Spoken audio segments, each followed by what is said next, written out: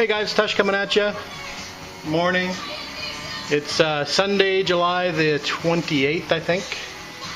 Anyway, out in the garage today, and we're working on the TR6. And what we're doing today is we're moving a tube shock conversion from the TR6. This is a 73 TR6. And these tube shocks are known to be sort of problem areas.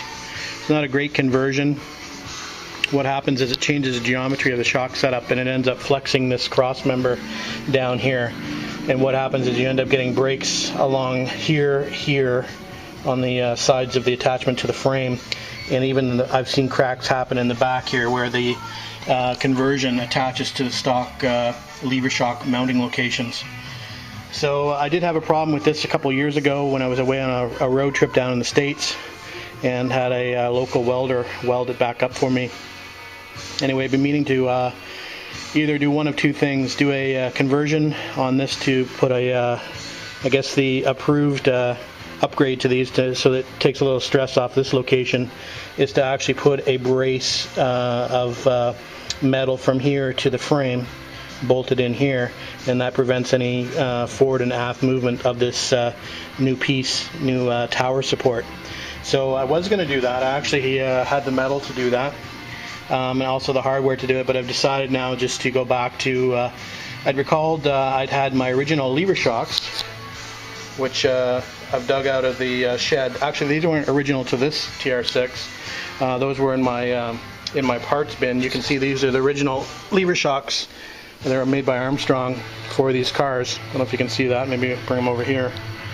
Anyway, some people call them knee shocks. Anyway, they're lever shocks. They're filled with oil.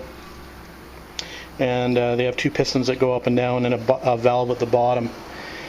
So anyway, I'm going to reinstall these lever shocks to see how the car rides with them. I've never actually ridden this car with anything but the tube shock conversion, and it came to me with the tube shock conversion. So what I'm going to do is I'm going to remove that. I'm going to add the lever shocks. We're going to take it for a spin, see how it sits, see how it rides, and we'll go from there. There is an upgrade to these shocks. You can actually put a more modern motorcycle fork oil, and I hear anywhere from 20 weight to 30 weight, and I think the Harley fork oil is recommended for these, the 30 weight Harley weight for the heavy duty.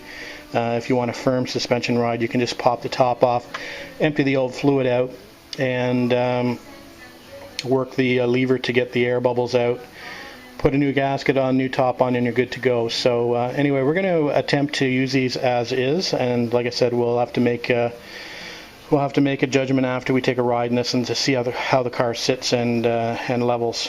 Anyway, that's it for now. We'll maybe take a shot once I get the old levers installed. Talk to you later, guys. Okay guys, quick update. Not sure how well you can see it, but the lever shock is now in place. The only thing that's not tight is this nut here. Apparently, if I recall correctly, I'll have to consult the manual. I think the car needs to be on the ground before this is torqued. So it is fastened down the bottom to the trailing arm, but this one actually needs to be torqued once the car is on the ground and has some weight on it.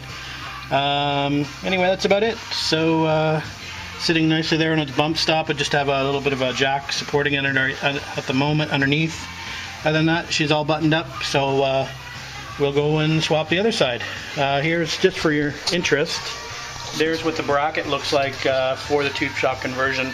That's what I just took off, along obviously with the KYB shock. So that's it. We'll talk to you in a bit. Okay guys, side number 2 is done. Passenger side. Looking good. It's a little easier on this side because you don't have, there's a brake line and an emissions line on the other side that sort of is in a little bit of the way on the driver's side. So a little easier on this side, and of course having done the other side to get to practice. So anyway, tire gets back on, and we'll take her out for a test drive and see how it is. I think it's going to be a little softer from what I can tell on the other side already. So anyway, we'll see if it's too soft, and we'll add that new shock oil if it's required. Anyway, we'll talk to you later. Well, just back from my shakedown run, and things feel pretty good actually. It's a little bit softer in the rear end.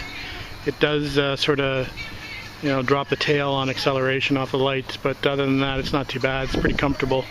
far as the stance is concerned, it's still sitting just about right as far as I like it. So it's almost pretty level. Maybe a little bit higher in the back, but it's looking pretty good. So we're going to run with those lever shocks for a little while.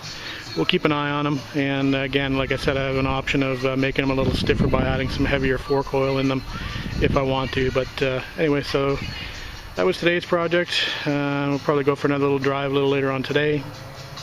And maybe we'll try to get back and get motivated to work on the TR6 sitting in the garage here.